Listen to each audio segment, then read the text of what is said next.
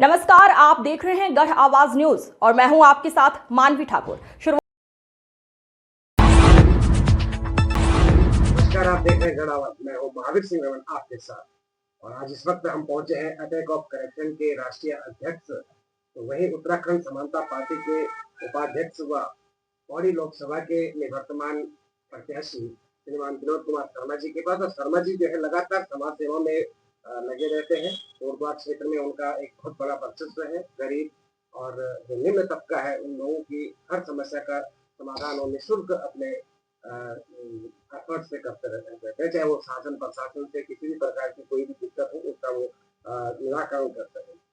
तो आज एक सवाल हमारे सामने भी उठता है, जिस तरह से कि हम देख रहे हैं लगातार, चाहे वो उत्तराखंड हो या देश के किसी भी कोने में हो, जो नेशनल बैंक है या चाहे प्राइवेट बैंक है, बैंकों का जो कार्य प्रणाली है वो थोड़ा संदिग्धता की ओर इशारा देता है। तो जैसे कि आप आरबीआई के एक बड़े संगठन के राष्ट्रीय अध्यक्ष हैं, तो जिस तरह से आज देखा जा रहा है कि बैंकों की जो कार्य प्रणाली है, या जो कहे कि छोटे ऋण धारकों व बड़े ऋण धारकों के मध्य एक दोहरा मापदंड की जो नीति बैंकों के द्वारा है, उससे आप कितना जो है कि इत्तेफाक रखते हैं? धन्यवाद रमन जी। आज के परिवेश में ये बड़ा महत्वपूर्ण प्रश्न है जो आपने रखा है। मैं इस संबंध में बताना चाहूँगा कि सरकार की जो पॉलिसी है मैं उससे बिल्कुल सहमत नहीं हूँ। सरकार ने देखा है, जैसे कि सभी जानते हैं, सर्वविदित है, मैं ही नहीं सभी लोग जानते हैं कि बड़े बड़े ऋणदाताओं को तो छूट दे दी है, बड़े बड़े ऋणदाताओं को तो सरकार ने भगा दिया है, लेकिन बेचारे छोटे ऋणदाता शिकंजे में हैं। और इतने ऋण हो गए हैं लोगों पर कि लोगों को जीना मुश्किल हो गया है। एक और पेट्रोल की, एक और महंगाई की, इन सब मार के, बेरोजगारी की, इन सब मार के बावजूद वो अपने ऋण की किस्तें भी निकालने में नाकाम रहे हैं। सबसे बड़ी दिक्कत क्या आई ऋण के मामले में, ज्यादातर मैं देख रहा हूँ ऋण के जो मामले हैं वो जो है कोविड से 2019 में जिन लोगों ने या 20 के करीब ऋण लिया था, वहां कोविड में सरकार की जो नीतियां थी, क्योंकि कोविड ऋणदाताओं से नहीं फैलाया, वो बेचारे अपाहिज हो गए एक तरीके से, और बैंकों ने ऐसे पीरियड में उन्हें कोई कोऑपरेट करने से मना कर दिया। और ये स्थिति फैली कि वो बेचारे दर दर की ठोकरें खा रहे हैं। तो मैं इस संबंध में कहूंगा कि सरकार इस संबंध में विचार करे।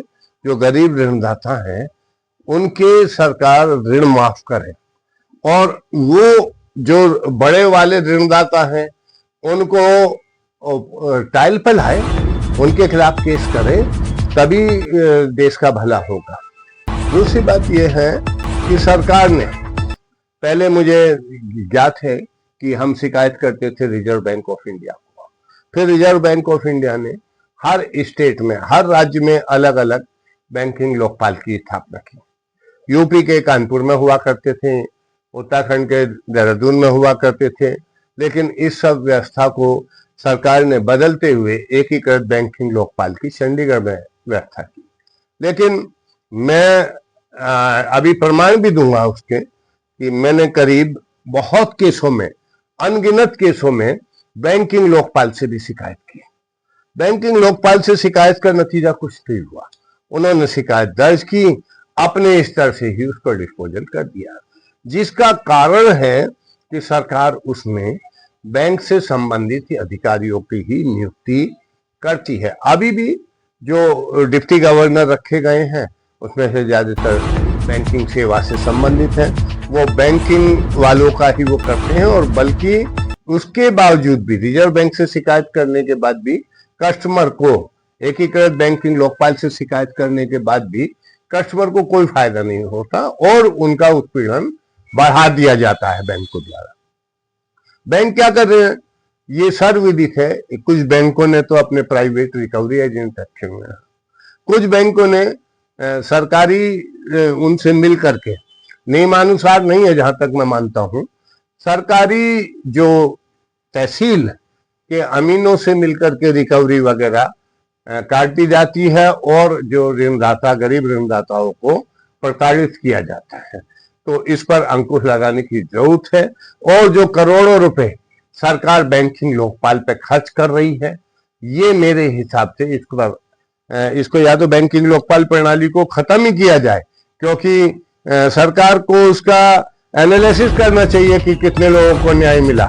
मैं अभी एक बड़े लेवल पर के काफी अच्छे लेवल पर मैं आपको दूंगा, ये सूचना दूंगा, मैं रिकॉर्ड दूंगा कि इतने लोगों की मैंने मदद के तौर पे एक सोशल एक्टिविस्ट होने के नाते चिट्ठियां लिखी हैं और उनका रिजल्ट 0 रहा है। तो मेरे हिसाब से गवर्नमेंट का जो करोड़ों रुपए खर्च करना है एकीकृत बैंकिंग लोकपाल पर, वो या तो बंद किया जाए या जो है उसमें सुधार किया जाए। सर एक चीज और, बिल्कुल जो वर्तमान में आपने जो प्रधानमंत्री जी के स्टेटमेंट सुने होंगे, या जैसे कि हमारा रुपया जो दाम बहुत ज्यादा गिर गया है, साथ ही उन्होंने कहा है कि पेट्रोल, तेल, सोने की खरीद पे और उसके बचाव के लिए उन्होंने एक एडवाइजरी जो है कि सरकार देने की है। आप क्या सोचते हैं कि सरकार की कमी है या जो इस समय जो युद्ध का जो असर है वो दिखाई दे रहा है? देखिए, सरकार भी उतना ही काम करेगी जितना कर सकती है हर एक का। तो इसमें मोदी जी का जो मैंने कल देख रहा था कि उनके काफिले में केवल 2 गाड़ियां चली, तो वो सराहनीय है। लेकिन अभी मैं अपने माननीय मुख्यमंत्री जी का देख रहा था, उन्होंने आधा किया है, 5 या 6 गाड़ी उनके काफिले में चलती है। तो सबसे पहले तो इसके लिए वित्तीय अनुशासन बनाने के लिए पहल खुद ही करनी होगी। मैं शांति कुंज का अनुयायी हूँ। शांति कुंज के जो संस्थापक रहे हैं आचार्य श्री राम शर्मा जी, उन्होंने कहा था कि हम सुधरेंगे, युग सुधरेगा। सबसे पहले हमें खुद सुधरना होगा।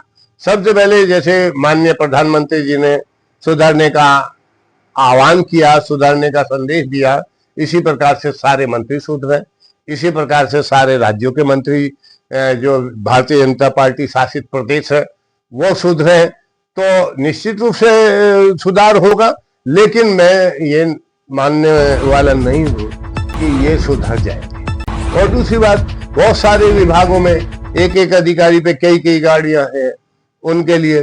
और मैं अभी बता दूं आपको, यहाँ पर लोक अदालत लगती है, यहाँ पर उपभोक्ता अदालतें लगती हैं पौड़ी में।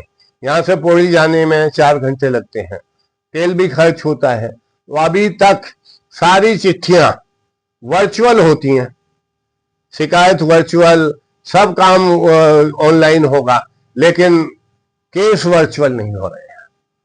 कहीं भी किसी कोर्ट में केस वर्चुअल नहीं हो रहे हैं। केसों की स्थिति है 5-5, 6-6 साल हो गए हैं, पेंडिंग है।